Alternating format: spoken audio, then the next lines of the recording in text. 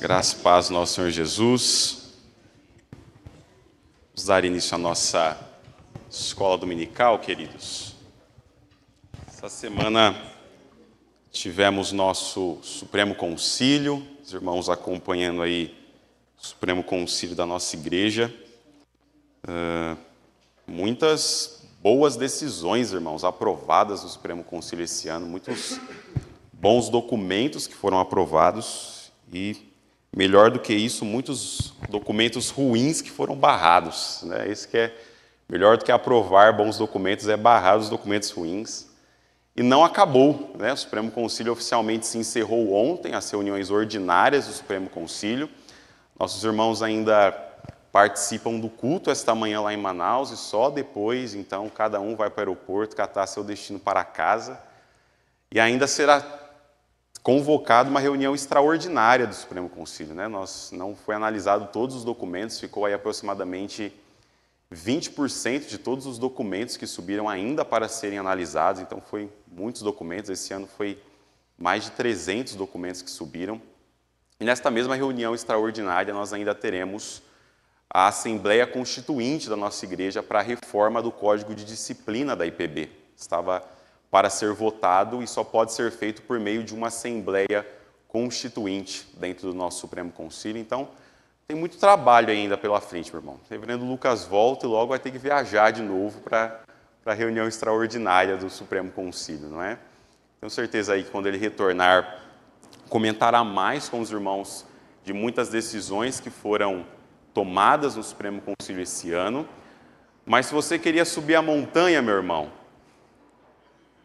viu, Fabi? Se você queria subir a montanha lá com os legendários, tem uma péssima notícia para você, né? Esse foi um dos temas deste ano, né? Um dos tópicos lá que o Supremo Concílio debateu. Olha aí pela nossa igreja, irmãos. Ore pela nossa igreja. É sempre importante orarmos por aqueles que estão tomando as decisões coletivas, né? Federais aí da vida da nossa igreja. Nossa ideia hoje, irmãos, é terminarmos a aula sobre desconfiança, que o reverendo Lucas havia iniciado 2 semanas atrás. Este foi um tema que o reverendo trouxe para a nossa sala para pensarmos um pouco sobre as nossas desconfianças infundadas e como muitas das vezes nós percebermos que nossas desconfianças não têm motivo para acontecer. Muitas das vezes nossas desconfianças são pura paranoia de fato da nossa cabeça. Nós queremos hoje dar sequência na nossa aula, pensarmos um pouco nessa desconfiança. E aí, se você assistiu lá a primeira aula, meu irmão, e ficou com aquele sentimento assim, de fato, eu sou uma pessoa extremamente desconfiada. Eu desconfio o tempo inteiro das pessoas, das situações. Eu estou o tempo inteiro criando histórias que só fazem sentido na minha cabeça, não faz mais sentido no mundo real, vamos assim dizer. Como que eu lido com isso? O que eu faço com todas essas minhas desconfianças, com todas essas minhas dúvidas infundadas? É isso que nós queremos ver nesta manhã.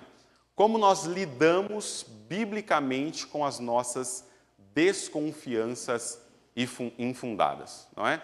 Talvez a resposta mais óbvia seria, não duvide, sabe? Aquela resposta do tipo assim, você está triste? Fica feliz. Sabe essa resposta assim, um tanto óbvia? Mas, biblicamente, meu irmão, as questões não são tão óbvias assim. Nós precisamos tratar a raiz aí dos nossos pecados e ver como eles estão ferindo a santidade de Deus e como nós precisamos repensá-los biblicamente. Tá bom? Vamos orar, irmãos? Feche seus olhos, curva essa cabeça, vamos orar ao Senhor que nos guie em sabedoria nesta manhã. Eterno Deus, nós queremos te louvar, Senhor. Te louvar pela sua graça, pela sua misericórdia, pelo seu poder sobre a nossa vida. Te louvar, ó Senhor, porque é domingo, dia do Senhor, o dia que o Senhor tem nos concedido de juntos com a tua igreja, com o teu povo, sermos instruídos. Te pedimos, ó Deus, que nessa manhã o Senhor nos guie, o Senhor nos dê da tua graça, que o Senhor nos dê o conhecimento que vem do alto, o conhecimento que vem do santo. A tua palavra, Senhor, é instrumento para a edificação da nossa vida, é ela que nos guia na verdade, é ela que nos guia nos caminhos que o Senhor quer que trilhemos. Que nesta manhã não seja diferente, Senhor. Que a sua palavra caia como semente em nosso coração, que ela nos guie para a honra e glória do teu nome. É assim que nós oramos pelos méritos do teu Filho Jesus. Amém. Queridos, antes de nós adentrarmos propriamente na nossa aula hoje, vamos relembrar algumas coisas que nós falamos lá na primeira aula, há 2 domingos atrás, que o reverendo Lucas nos citou acerca das nossas desconfianças.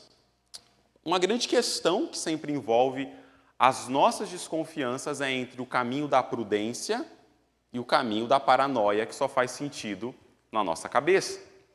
A Bíblia nunca diz que nós devemos ser tolos, que nós devemos confiar em tudo e em todos sem nenhum tipo de filtro.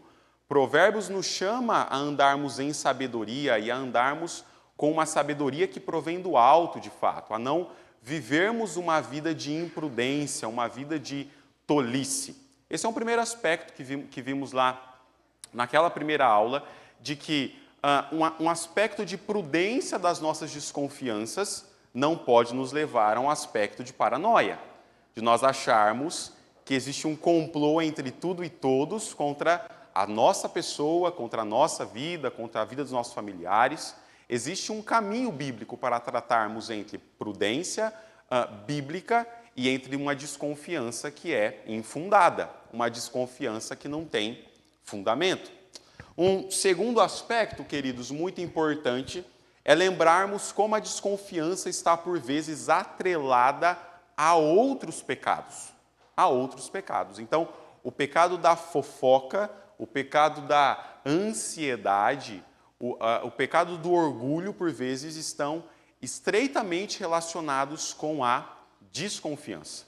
Com a desconfiança. Esses pecados estão caminhando juntos. Eles estão caminhando ali na mesma trilha. Uma pessoa que vive uma vida de desconfiar dos outros, de desconfiar daqueles que lhe cercam, provavelmente é uma pessoa que está vivendo com outros pecados que também estão governando o seu coração. Os pecados nunca andam sozinhos, irmãos. Esse é um aspecto que nós sempre trabalhamos em aconselhamento bíblico. Os nossos pecados, eles sempre estão dando frutos e eles possuem raízes. Eles não estão andando sozinhos. Há outros pecados que estão também nos guiando. Um terceiro aspecto do que foi falado é como a nossa desconfiança infundada desvia o nosso foco de Deus. Veja, uma pessoa que vive uma vida de desconfiar de tudo e de todos, logicamente ela começará a desconfiar do próprio Deus. Ela vai achar que Deus não é tão bom assim, ela vai achar que Deus não é tão santo assim, ela vai achar que Deus não vai cuidar dela do modo como Deus prometeu que cuidaria, porque se ela desconfia das pessoas que ela vê, meu irmão, quem dirá de Deus que ela não vê? Não é? A nossa desconfiança infundada começa a colocar dúvidas a respeito do próprio Deus. A pessoa começa a desviar o foco a respeito do Criador.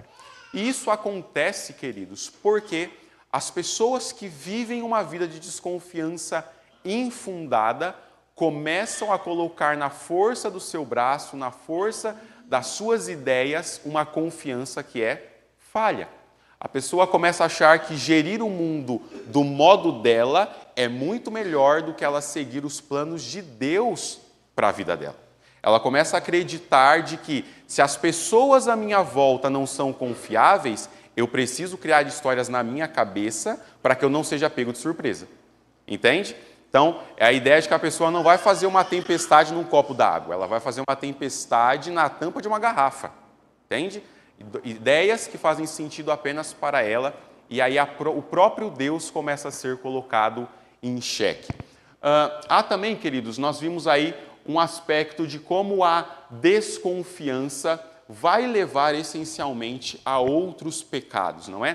O pecado da ansiedade, o pecado do orgulho, o pecado de não conseguir, de fato, confiar verdadeiramente nas pessoas a qual você trabalha, a qual você convive, a qual você tem relacionamentos profundos.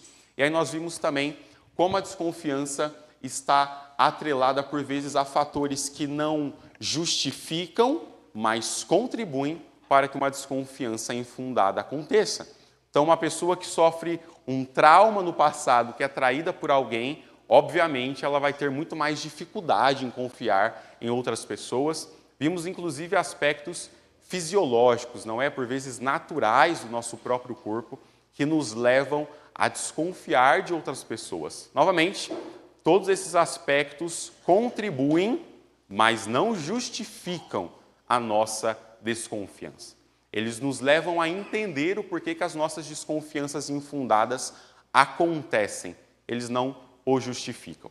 E é a partir daqui que nós queremos caminhar. Como que eu venço, Samuel, as minhas desconfianças infundadas? O que a Bíblia tem a dizer sobre isso?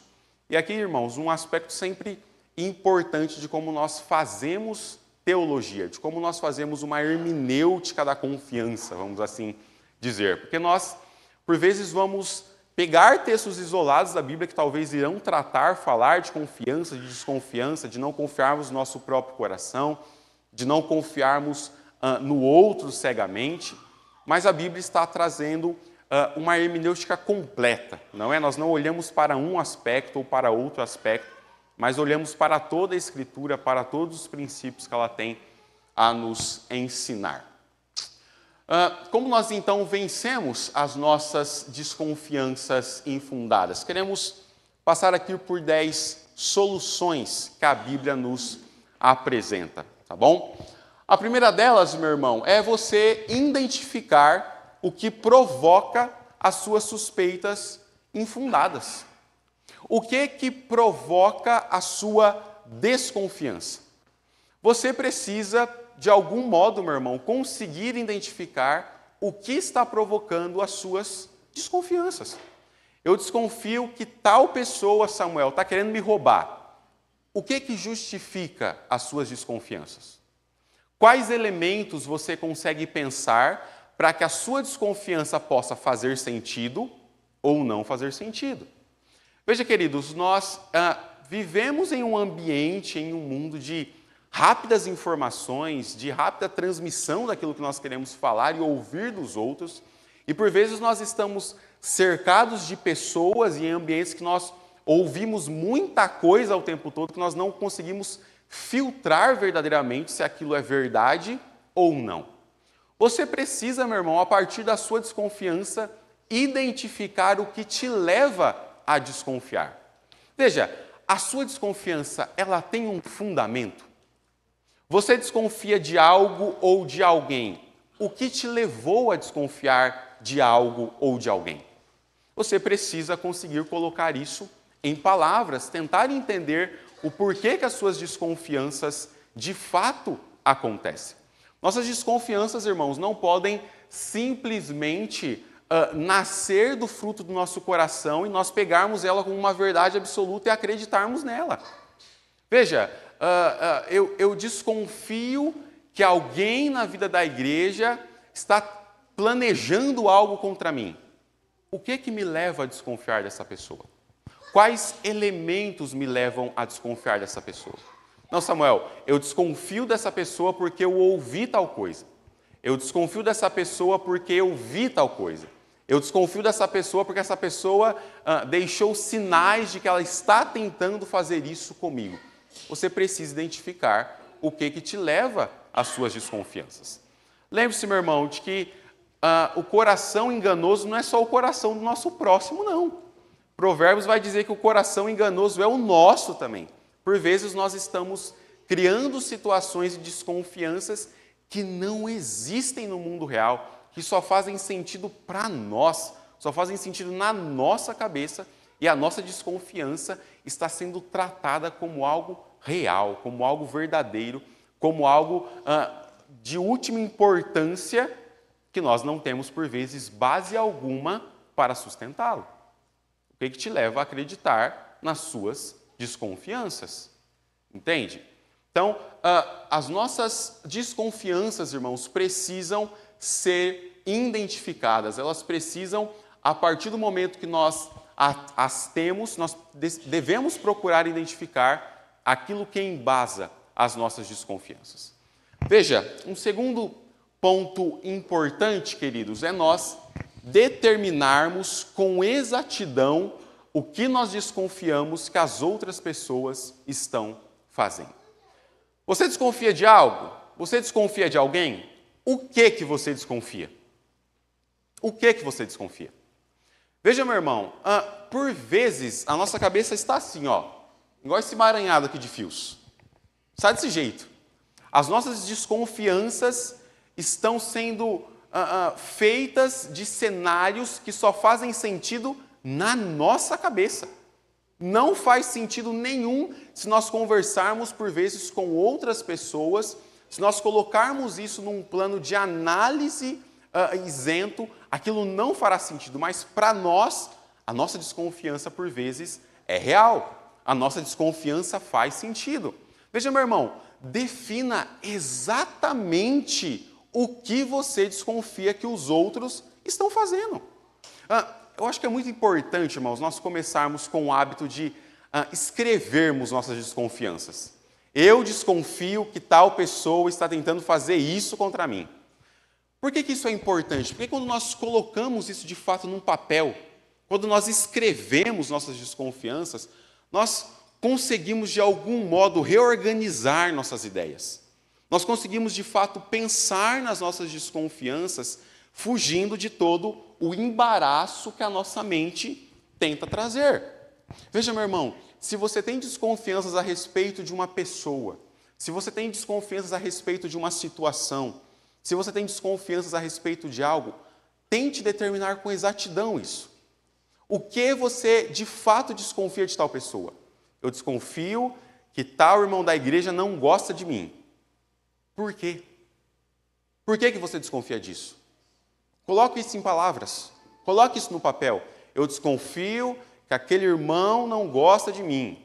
Eu desconfio que aquela irmã está planejando algo contra a minha vida na igreja. Coloque isso em papel. Coloque isso em palavras para que sua mente consiga, de fato, pensar nessas coisas. Veja, irmãos, a Bíblia nos chama à sabedoria. Provérbios vai nos chamar a andarmos em prudência. E uma das prudências bíblicas, irmãos, é nós, de fato, examinarmos as coisas que sondam e transpassam o nosso coração. É nós examinarmos com afinco aquilo que povoa a nossa mente. Irmão, corvos podem voar sobre a sua cabeça, eles só não podem fazer ninho sobre ela.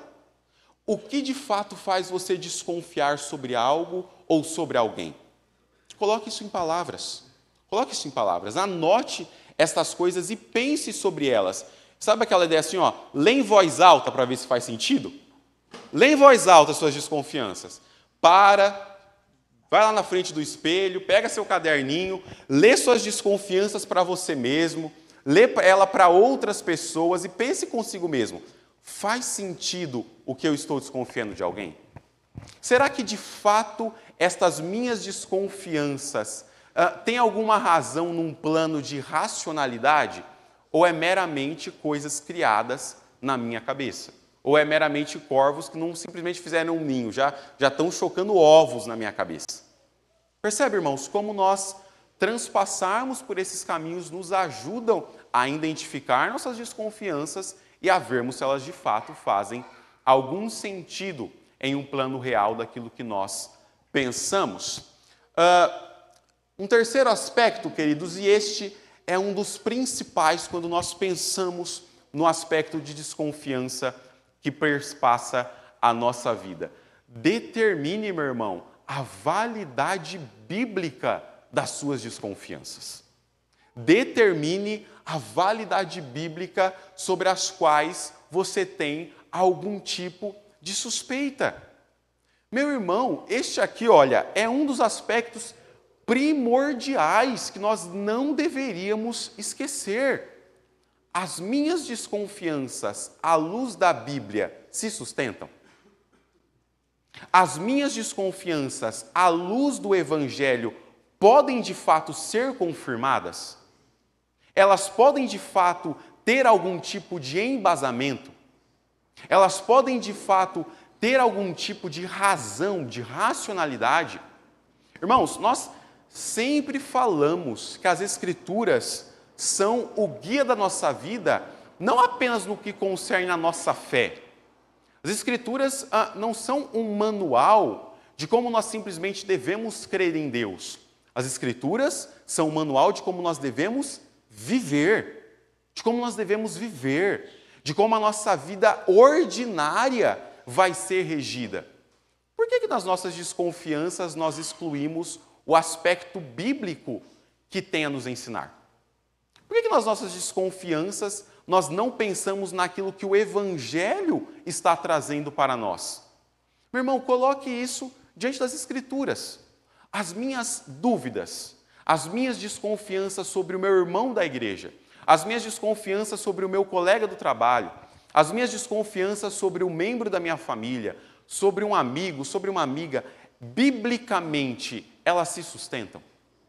Biblicamente, elas têm algum tipo de embasamento? Veja, eu acho que tem algumas perguntas, irmãos, que nos ajudam a olhar para estas coisas e vermos se as nossas evidências se sustentam à luz das Escrituras. Antes disso, irmãos, abra aí sua Bíblia em Isaías. Este texto é muito importante para o que estamos falando, e eu nunca havia reparado na linguagem que o profeta usa antes de estar estudando o assunto essa semana. Abre aí em Isaías capítulo 11. Ali está do verso 3 ao verso 4, mas nós iremos ler do verso 1 até o verso de número 4. Isaías capítulo 11, verso 1 ao verso de número 4.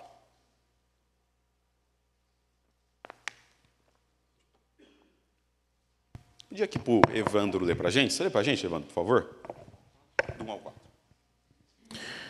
Do tronco de Jessé sairá um rebento, e das suas raízes um renovo.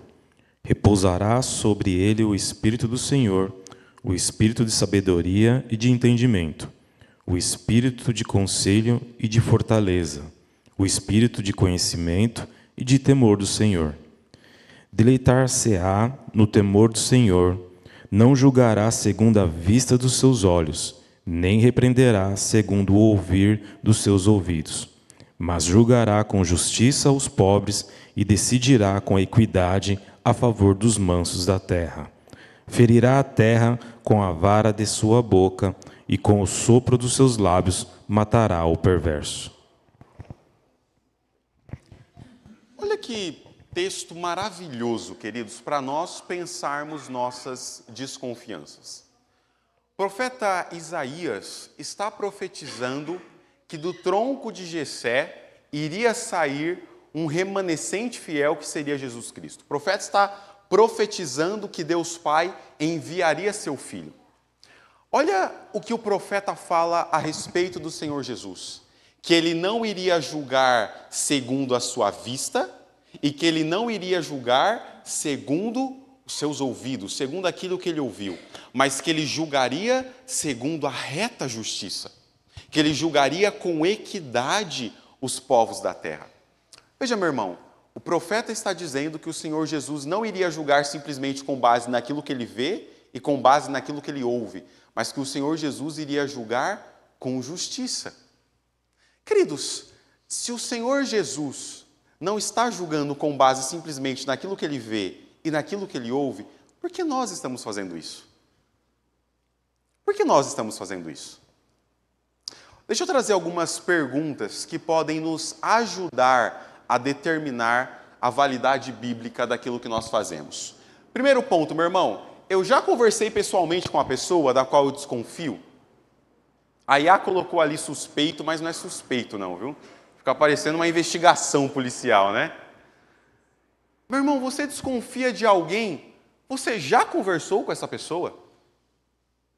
Irmãos, olha, eu estou convencido de que 95% das nossas desconfianças seriam aniquiladas se nós simplesmente sentássemos com as pessoas as quais nós desconfiamos e tratássemos as nossas desconfianças. Irmão, deixa eu lhe relembrar qual que é o princípio bíblico quando nós temos algo contra algum irmão ou contra alguém. E esses princípios não são apenas para a vida da igreja, eles se reverberam para todos os tipos de relacionamento. Mateus capítulo 18, meu irmão. Mateus capítulo 18. Olha, Mateus capítulo 18 é assim, ó, é um negócio que eu preciso gravar assim, na parede de casa. Eu preciso escrever a lápis lá, pegar um dos lápis do Israel e colocar lá estes versículos para o meu coração entender isso. Mateus 18, meu irmão, o Senhor Jesus está dizendo como nós resolvemos problemas com outras pessoas. Mateus 18 vai dizer assim: se o teu irmão tem algo contra você, vai ter com ele. Eu desconfio que alguém planeja algo contra mim. Eu tenho algum problema com o meu irmão. Qual que é a ordem do Senhor Jesus? Vá falar com essa pessoa.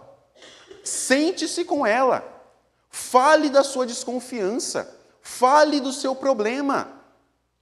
Mateus 18 vai dizer assim depois: conversando com essa pessoa não foi resolvido, chama mais duas.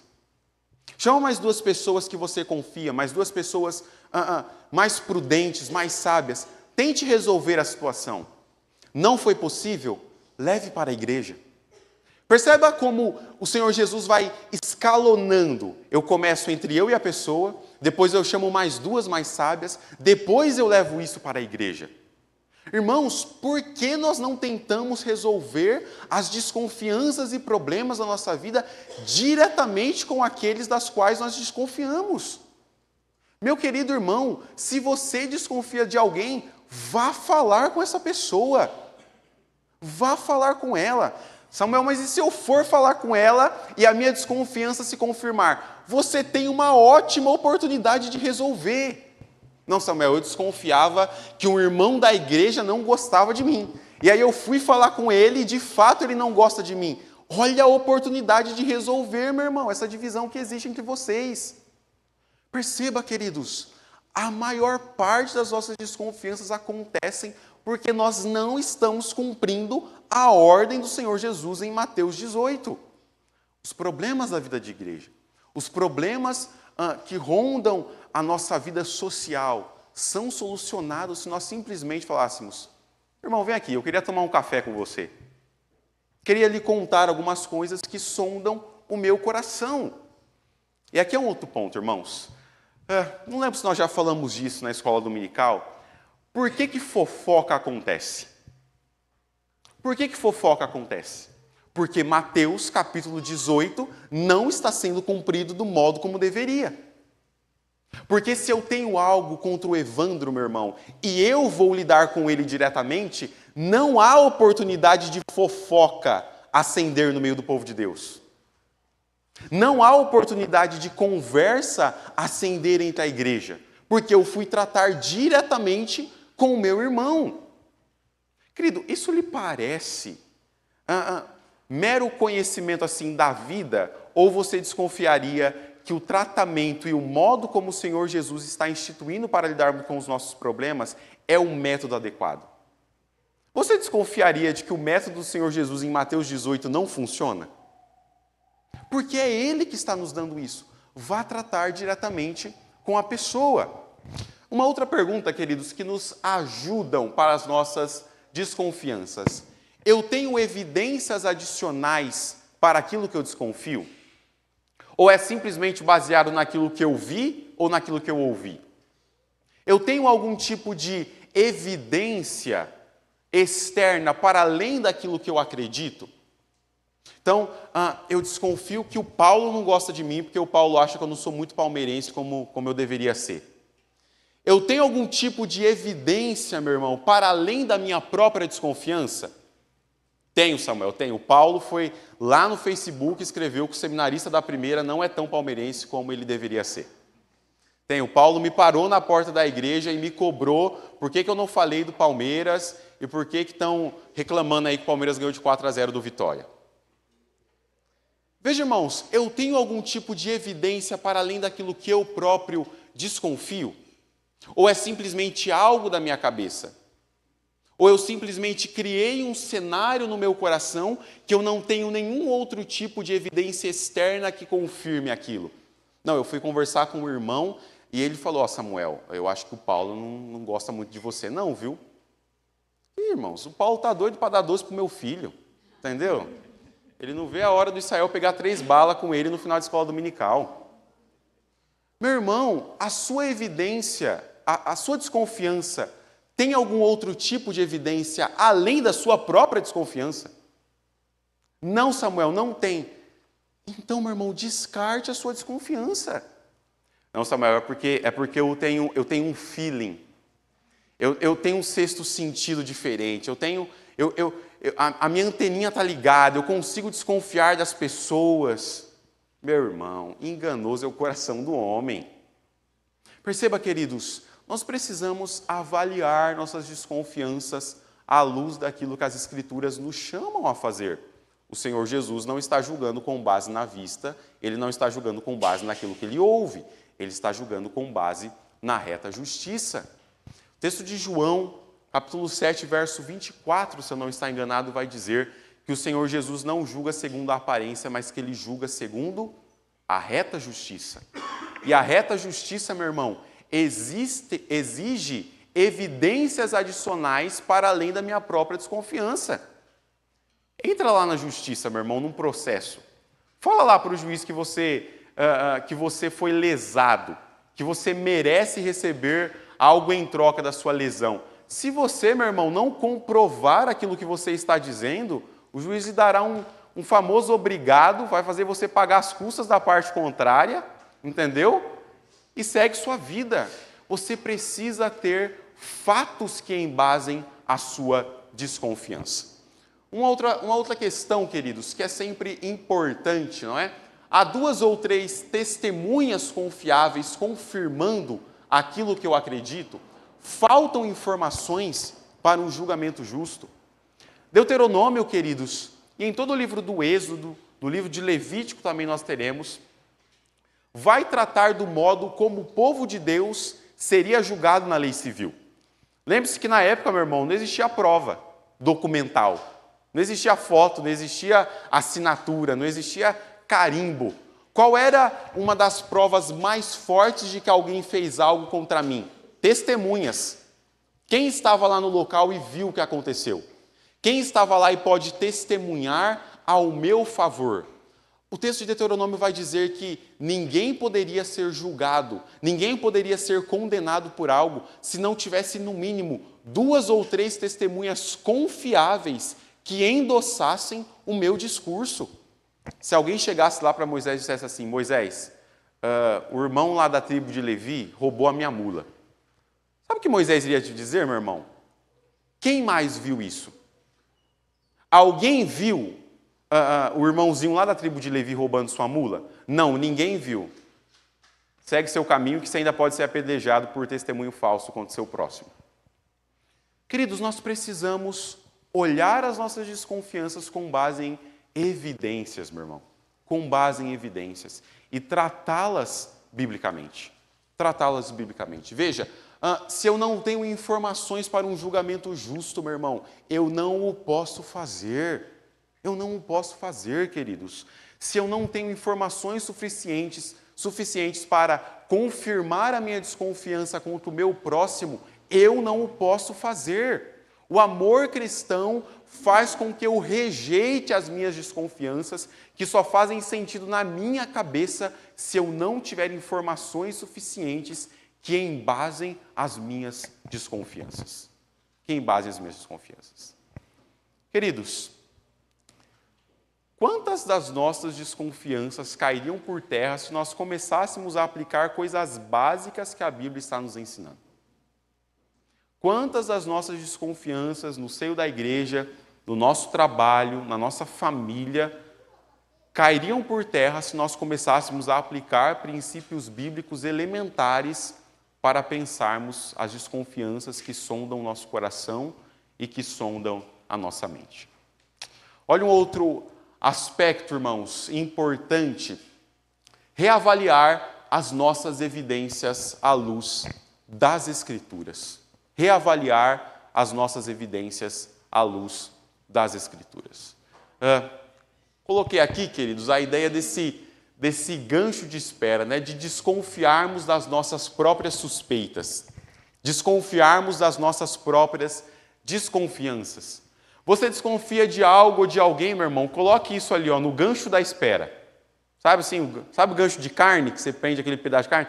Coloque sua desconfiança naquele gancho. Tente procurar evidências adicionais, avaliá-las de acordo com as Escrituras, antes de você decidir se aquilo de fato é verdade para o seu coração ou não. Tente, meu irmão, reavaliá-las à luz das Escrituras. Aquilo que você desconfia de algo ou de alguém, de fato encontra amparo bíblico? O que a Bíblia tem a me dizer sobre as minhas desconfianças? Acho que eu até cheguei a colocar ali, ó, queridos, coloquei ali, né, a síndrome da vitamina de abacate. Deixa eu te falar sobre isso aqui. Minha cunhada, a irmã da Bia, há uns 5 anos atrás, mais ou menos, 6 anos atrás, ela estava grávida e ela estava na casa do meu sogro. Meu sogro, meu irmão, no auge dos seus 60 e tantos anos, ele tem a ideia de que vitamina só funciona com base se tiver ovo. Sabe assim? Vitamina boa é vitamina que tem ovo cru lá no meio. E aí você deve saber, meu irmão, que mulher grávida e ovo cru não funciona, né? O risco de uma salmonela aí é gigantesco. E minha cunhada estava na casa dos meus sogros. E meu sogro, meu irmão, chegou para ela, oferecendo para ela um copo gigantesco de vitamina de abacate. Gigantesco. Minha cunhada, conhecendo o pai que tem, olhou para aquilo ali e perguntou para ele: o senhor colocou ovo aqui nessa vitamina? E meu sogro, meu irmão, é daquele tipo assim, ó, não, pode tomar. Sabe assim, não, pode tomar. Minha cunhada sentiu o cheiro, meu irmão, e vomitou. Minha digníssima esposa está grávida. E hoje nós iremos lá para a casa dos meus sogros. Meu irmão, se ele aparecer com uma vitamina de abacate, eu tenho razão para desconfiar ou não? Eu tenho razão para, pelo menos, olhar e falar assim: deixa eu ver o cheiro aqui desse negócio, deixa eu ver a consistência, deixa eu ver se tem uma casca de ovo ali no lixo. Queridos, percebam, a ideia das nossas desconfianças é nós conseguirmos olhar para elas e falar assim: eu acho que ela tem um fundamento. Eu acho que é prudente eu minimamente desconfiar desta questão neste aspecto. Veja, coloque isso no gancho da espera, meu irmão. Se você não tem evidências para as suas desconfianças, por que você vai tragá-las para dentro do seu coração? Se você não tem evidências para as suas descrenças, por que você vai acreditar nelas? E aqui, irmãos, é o princípio que o Lupriolo vai nos trazer. Desconfie das suas desconfianças. Desconfie das suas desconfianças. Veja, pergunte para si mesmo: as minhas desconfianças fazem sentido para mais alguém ou elas só fazem sentido para mim? Se eu conversar com outras pessoas, se eu apresentar as evidências que eu tenho, será que as minhas desconfianças se sustentam? Ou será que elas são extremamente falhas? Ou será que elas são extremamente desconexas? Nós precisamos usar da nossa prudência, da boa sabedoria que as Escrituras nos chamam a ter. Um outro aspecto, queridos, e este é também um dos aspectos mais importantes ao pensarmos as nossas desconfianças. Repense, meu irmão, as suas desconfianças à luz da soberania e da bondade de Deus. Queridos, por vezes, nós desconfiamos das situações à nossa volta porque os nossos pensamentos estão inflamados pelo pecado. Porque os nossos pensamentos estão inflamados pela carnalidade do nosso coração. Às vezes nós pensamos algo ruim de alguém, meu irmão, não é porque nós estamos com razão. Nós pensamos algo ruim porque o nosso coração está cheio de ira. Porque a nossa mente está cauterizada pelo pecado. Meu irmão, nós precisamos repensar. E a ideia de repensar é a ideia de metanoia mesmo que a Bíblia vai trazer. A palavra metanoia é muito usada nas Escrituras para falar da nossa conversão, né? Que nós estávamos indo por um caminho e aí nós fizemos a conversão. Nós estamos indo por outro caminho agora, pelo caminho contrário. Mas a própria palavra metanoia, ela traz a ideia em si de repensar aquilo que eu estou fazendo, de repensar os rumos da minha vida, de repensar os caminhos que eu estou seguindo. Você deveria começar a pensar, meu irmão, nas suas desconfianças e tratá-las à luz da soberania e da bondade de Deus e pensar assim: será que a minha desconfiança não é só fruto do pecado do meu coração? Será que a minha desconfiança contra o irmão da minha igreja não é simplesmente porque eu estou nutrindo uma raiva e um ódio de um problema que aconteceu há 3 anos atrás e eu não fui resolver? Será que a desconfiança que eu tenho no meu coração não é simplesmente resultado de uma mente que quer pensar igual ao mundo, que quer resolver as questões da vida do mesmo modo que o mundo resolve? E aqui, irmãos, é sempre inserido o aspecto que nós falamos no começo, quando nós começamos a desconfiar de Deus. Quando nós começamos a desconfiar de Deus. Nós desconfiamos das pessoas, nós desconfiamos das situações, nós desconfiamos da nossa família, nós desconfiamos dos colegas de trabalho, nós iremos começar a desconfiar do próprio Deus. E aí, meu irmão, deixa eu lhe perguntar, desconfiar da bondade de Deus é pecado ou não é? O que você acha? O que você acha, Silvinha? É pecado desconfiar da bondade de Deus? É pecado, meu irmão. Desconfiar que Deus está cuidando de nós. Desconfiar que o Senhor Jesus é soberano sobre a nossa vida e que Ele está guiando os nossos caminhos. Percebe quantos pecados estão atrelados às nossas desconfianças infundadas? Percebe como nós precisamos repensá-las à luz das Escrituras, à luz da palavra, à luz da soberania de Deus. Olha um outro aspecto, queridos, como isso nos faz enxergar. Nós temos uma visão distorcida das nossas desconfianças e perdemos a nossa visão clara de que Deus é bom e está no controle absoluto de todas as coisas da nossa vida. Olha ainda, meu irmão, um sexto aspecto. Procure e destrone os desejos idólatras que podem estar por trás das suas desconfianças. Por trás das suas desconfianças. Aqui é a máxima de João Calvino, meu irmão. Nosso coração é uma fábrica de ídolos. Nosso coração é uma fábrica de ídolos. Por vezes, irmãos, nossas desconfianças se dão e nossas desconfianças criam campo fértil no nosso coração porque os nossos ídolos estão sendo afligidos. Porque os nossos ídolos estão sendo destronados.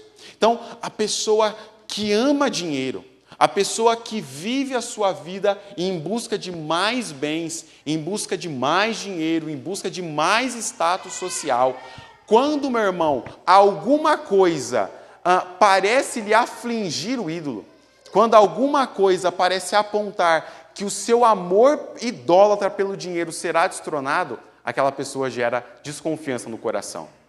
Não, aquele irmão ali, ele não está tentando me ajudar. Ele está tentando ficar com o meu dinheiro. Ele está tentando, de algum modo, arrancar os bens materiais que eu possuo. Meu irmão, os nossos corações estão recheados de ídolos. Recheados de ídolos que estão governando a nossa vida, que é a raiz das nossas desconfianças. Veja, queridos, o John Flavel vai falar, quanto mais você morrer para si mesmo, menos temor você sentirá, menos medo você sentirá. Quanto mais você mortificar, santificar o seu coração, a sua mente, quanto mais você identificar os ídolos que governam o seu coração, menos medo você sentirá, menos desconfiança você terá a respeito dos próximos que estão à sua volta e a respeito do próprio Deus. Meu irmão, o teu ídolo vai te dar uma rasteira.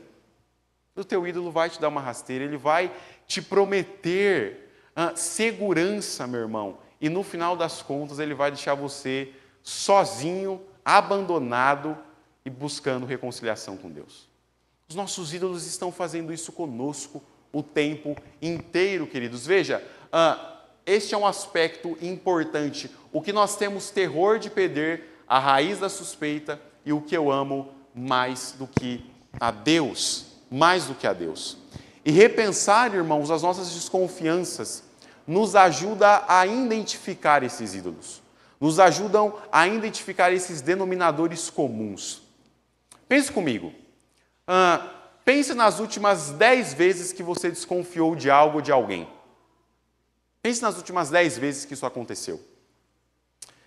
Dessas 10 vezes, 7, dinheiro estava relacionado? Eu acho que aí você tem um ídolo na sua vida.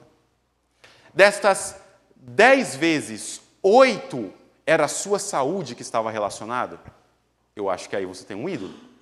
Dessas 10 vezes, 9 era o seu filho que estava relacionado? Eu acho que aí você tem um ídolo. As nossas desconfianças, irmãos, não estão apontando apenas para a nossa falta, por vezes, de entendimento bíblico de como lidar com elas. Nossas desconfianças estão apontando para ídolos que estão governando o nosso coração. Se eu desconfio das pessoas à minha volta, se eu desconfio das situações à minha volta, e de cada 10 desconfiança, 11 está relacionada com a minha reputação, eu acho que você tem um temor de homens aí para tratar, meu irmão. Percebe como estas coisas nos ajudam na nossa obra de santificação? Como estas coisas nos ajudam a, de fato, identificar o que governa a nossa vida e o que governa o nosso coração? Repense as suas desconfianças, meu irmão. No que elas estão relacionadas? Qual é o denominador comum das suas desconfianças? Talvez você encontre aí um ídolo no seu coração que precisa ser tratado. Um sétimo aspecto, queridos, pergunte a si mesmo como Cristo teria visto as evidências e como ele teria reagido a elas. Isso aqui é um aspecto importante, meu irmão. É a pulseirinha que as nossas crianças ganharam na IBF. O que Jesus faria? Sabe o que Jesus faria? Como Jesus teria visto as evidências que você baseia as suas desconfianças? Como o Senhor Jesus teria tratado a sua desconfiança? Como o Senhor Jesus teria julgado as suas desconfianças? Como ele teria visto isso, meu irmão, de um plano e por uma ótica bíblica? Abra aí o texto, meu irmão, João capítulo 7. Vamos ler esse texto.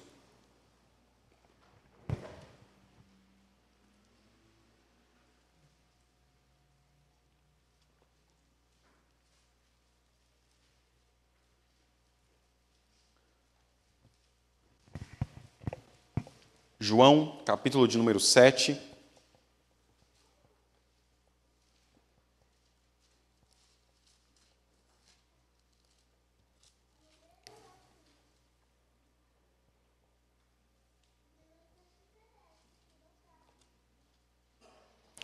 Eu estarei lendo aqui, irmãos, do verso 14 ao verso de número 24. Preste atenção no que está acontecendo aqui nesta passagem.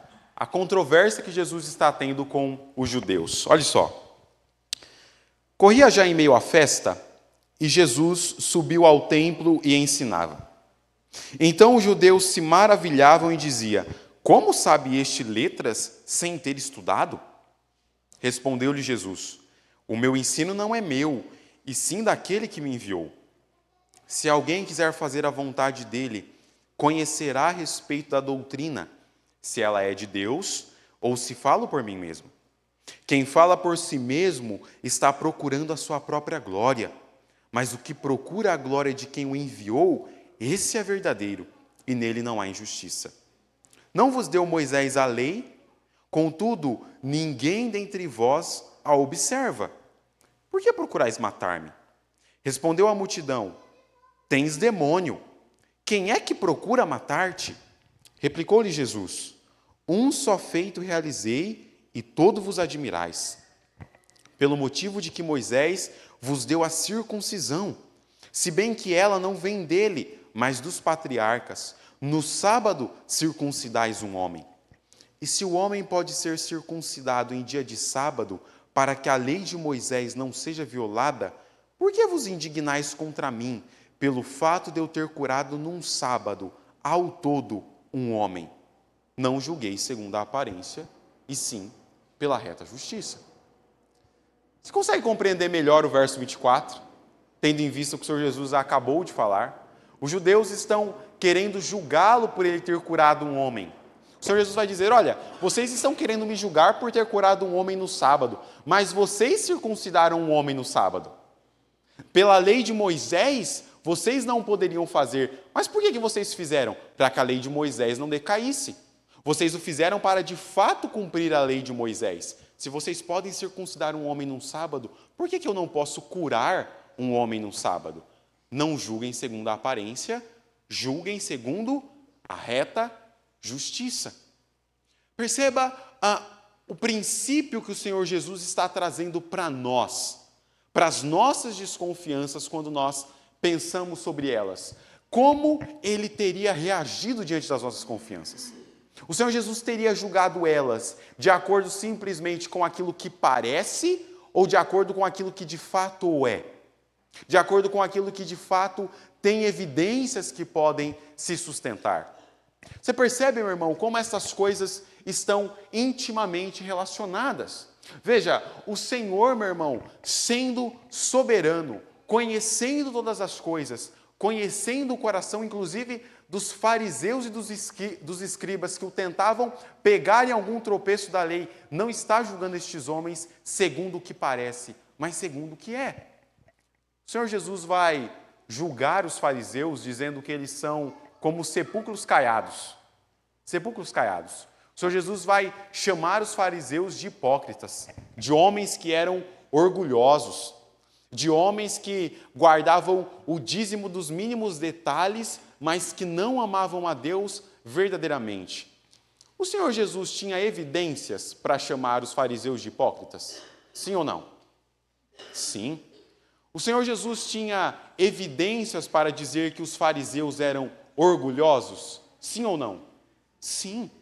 O Senhor Jesus não está julgando segundo a aparência dos fariseus. Até porque se ele fosse fazer isso, meu irmão, a aparência dos fariseus era aquela que mais transparecia piedade. Era aquela que mais transparecia piedade. Os fariseus ficavam em pé nas ruas orando para que as pessoas vissem eles orando. O Senhor Jesus não está julgando segundo a aparência, ele está julgando segundo a reta justiça.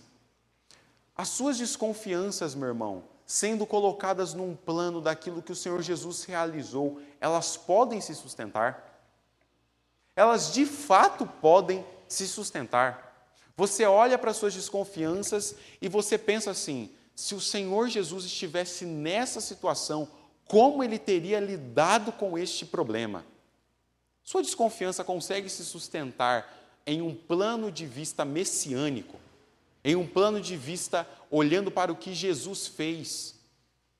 Nós precisamos, irmãos, começar a olhar os aspectos das nossas desconfianças para isso. Não simplesmente com base naquilo que vimos e ouvimos, mas com base naquilo que de fato é. Vou te contar um caso. Fevereiro desse ano, meu irmão, primeiro dia de aula no seminário, estava eu lá chegando, e no primeiro dia de aula, um seminarista mais antigo veio falar com a nossa turma e disse assim, olha, tomem cuidado com o professor X. Eu não vou citar o nome, irmãos, vai que esse professor vê depois essa aula aqui. Tomem cuidado com o professor X. Se vocês escorregarem um pouco, ele vai reprovar a turma de vocês e tudo mais. E, rapaz, eu estou chegando no seminário, né, Paulo? Eu vou acreditar no que estão me falando. Meu irmão, a gente teve aula com esse professor durante o semestre. E nada do que foi falado se sustentou, meu irmão. Absolutamente nada. Pelo contrário, foi um dos melhores professores que nós tivemos ao longo do semestre inteiro. Mas veja, meu irmão, por que aquilo me amedrontou de início? Porque foi plantada uma desconfiança no meu coração. E eu simplesmente não avaliei aquela desconfiança com base nos princípios bíblicos. Se eu simplesmente tivesse pensado assim, há outras evidências para além daquilo que estão me falando, a minha desconfiança não se sustentaria. Há outras coisas que podem embasar o que foi falado? Não há. Então, deixa eu pendurar essa desconfiança aqui. Queridos, nós precisamos começar a tomar os princípios bíblicos para a nossa vida como algo que, de fato, pode nos ajudar a lidar com os pecados da desconfiança no nosso coração. Olha ainda, meu irmão, um oitavo motivo, um oitavo princípio para nós lidarmos com as nossas desconfianças. Aprenda a parar de ficar ansioso. Eu não vou me deter, meu irmão, tanto aqui neste ponto, porque nós iremos falar disso no sermão dessa noite. Iremos tratar sobre a ansiedade à luz das Escrituras. Queridos, a Bíblia repetidas vezes vai dizer: não andeis ansiosos. Não andeis ansiosos. Isso é uma ordem de Jesus para a nossa vida. Não andem ansiosos. E nós andamos ansiosos. Nós andamos ansiosos. E nossas desconfianças, meu irmão, estão assim, entrelaçadas com a nossa ansiedade. As nossas desconfianças estão de mãos dadas com as nossas ansiedades. Nós andamos ansiosos, nós andamos com medo do futuro, porque nós desconfiamos do cuidado de Deus para com a nossa vida. Do cuidado de Deus para com a nossa vida. Eu mando mensagem para o Luiz Fábio. Passou 2 horas, o Luiz Fábio não me respondeu. Passou 2 horas. Eu acho que o Luiz Fábio não gosta de mim, porque passou 2 horas e ele não respondeu minha mensagem. Mas se o Luiz Fábio não gosta de mim, então eu acho que ele está falando disso para os irmãos da igreja. Eu acho que ele está contando sobre a minha vida para os irmãos da igreja. Mas espera aí, se o Luiz Fábio está contando da minha vida para os irmãos da igreja, quando eu chegar na igreja então, os irmãos vão me julgar a respeito de um pecado. E o Luiz Fábio só não me respondeu nas 2 horas porque ele estava trabalhando.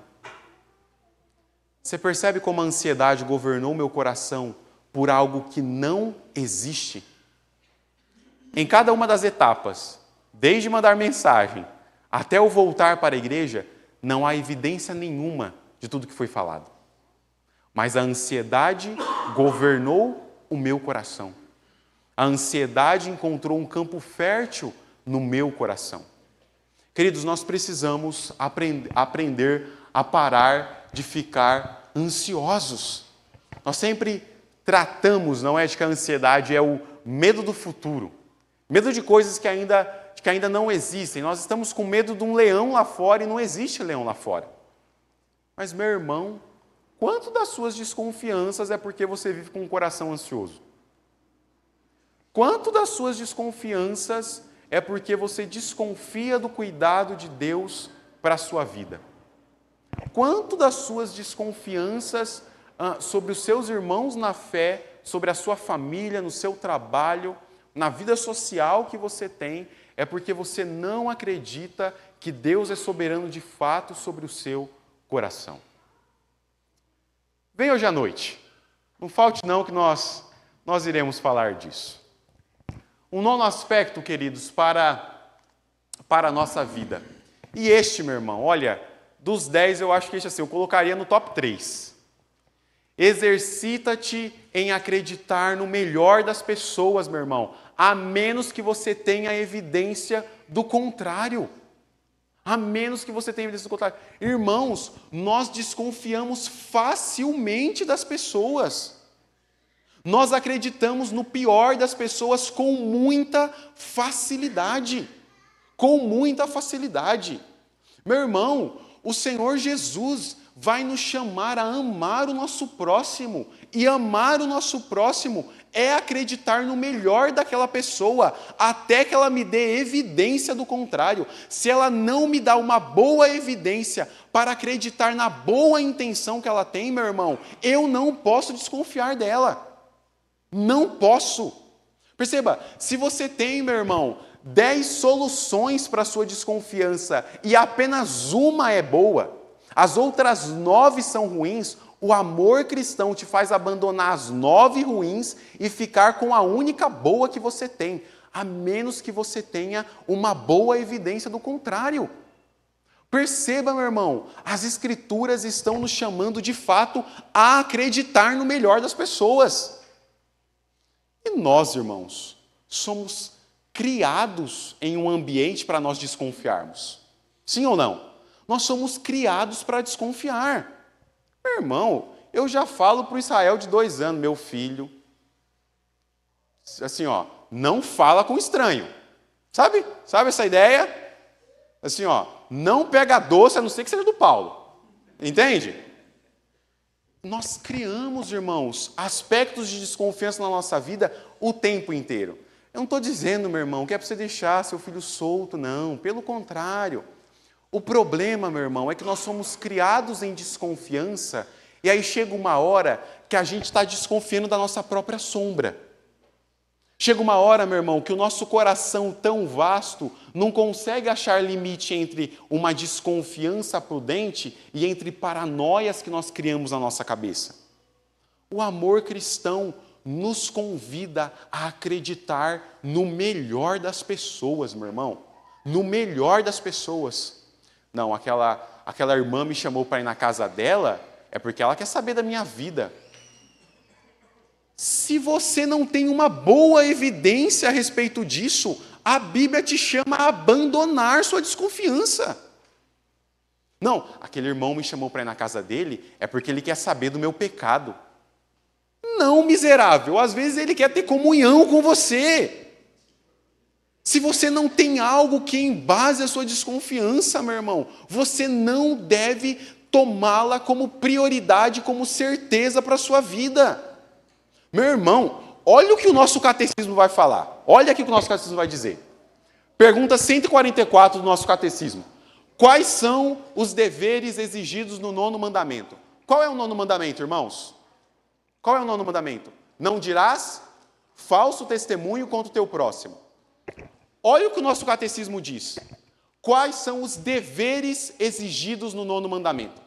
Os deveres exigidos no 9º mandamento são a preservação e promoção da verdade entre os homens, da boa reputação do nosso próximo, bem como da nossa própria, especialmente em testemunho. Segundo o nosso catecismo, qual é a nossa obrigação diante do mandamento de não dizermos falso testemunho contra o nosso próximo? A boa preservação da reputação do outro. A boa preservação da reputação do nosso próximo. Olha a outra pergunta do nosso catecismo. Quais são os pecados proibidos do 9º mandamento? Os pecados proibidos no 9º mandamento são fazer juízo precipitado, suspeitar injustamente, interpretar mal as intenções, palavras e ações dos outros. Já quebrou o 9º mandamento, meu irmão? O 9º mandamento está nos dizendo que se nós interpretarmos mal as intenções do nosso próximo, nós não estamos cumprindo o 9º mandamento de não dizer falso testemunho contra o nosso próximo. Interpretar mal as intenções do outro, meu irmão, é pecado. É pecado. Se eu não tenho motivo para duvidar do meu irmão, se eu não tenho boa evidência para interpretar mal as intenções do meu irmão, eu não posso fazer. Eu não posso fazer. Irmãos, nós estamos interpretando mal as intenções do nosso próximo o tempo inteiro. O tempo todo. O tempo todo. Meu irmão, olhe para os aspectos daquilo que Jesus está nos ensinando. Se você não tem boa evidência do contrário, você tem que acreditar no melhor das pessoas. Você tem que acreditar no melhor das pessoas. E, novamente, meu irmão, acreditar no melhor das pessoas não é ser ingênuo. Acreditar no melhor das pessoas, meu irmão, é você andar em justiça, como Provérbios nos diz. É você ter sabedoria bíblica guiando as suas desconfianças. Um último aspecto, irmãos, para a nossa lida com as nossas desconfianças. Em espírito de oração, assuma o propósito de amar a Deus e de amar o seu próximo. Meu irmão, se você não amar o seu próximo e se você não amar a Deus, as suas desconfianças continuarão sendo um campo fértil no seu coração. Se você não amar a Deus e se você não buscar a Deus em oração, as suas desconfianças continuarão sendo um ídolo que vai governar a sua vida. Nós não fazemos nada, irmãos, pela força do nosso braço. Nós não fazemos nada pela nossa boa capacidade. Nós não fazemos nada por perfeição que existe em nós. Nós fazemos todas as coisas na dependência do Espírito Santo. Você precisa de Deus lhe capacitando para que você vença desconfianças infundadas. Meu irmão, assuma o compromisso de lidar com as suas desconfianças.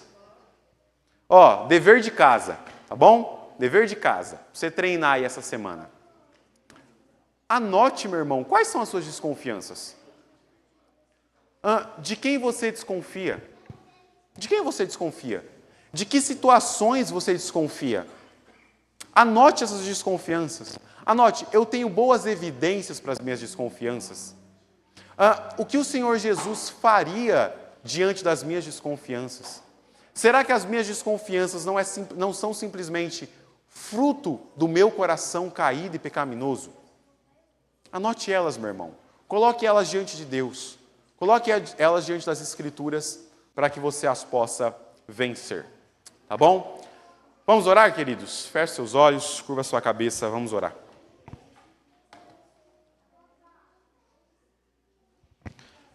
Eterno Deus, nós queremos te louvar, Senhor. Te louvar pela sua graça, pela sua misericórdia, pela sua bondade, por sua palavra revelada, ó Deus. Obrigado, Senhor, porque o Senhor nos ajuda a entender como as nossas desconfianças, por vezes, Senhor, são infundadas. Como muitas delas são fruto de um coração caído e pecaminoso. Como muitas delas, ó Deus, são frutos de uma mente corrompida pelo pecado. Nós precisamos avaliar, ó Deus, a nossa vida, as nossas desconfianças à luz da Tua palavra e à luz do Teu Evangelho. Nos ajuda, Senhor, a lidar com isto e a vivermos uma vida de integridade para Ti. É assim que nós oramos, ó Deus, pelos méritos do Teu Filho Jesus. Amém.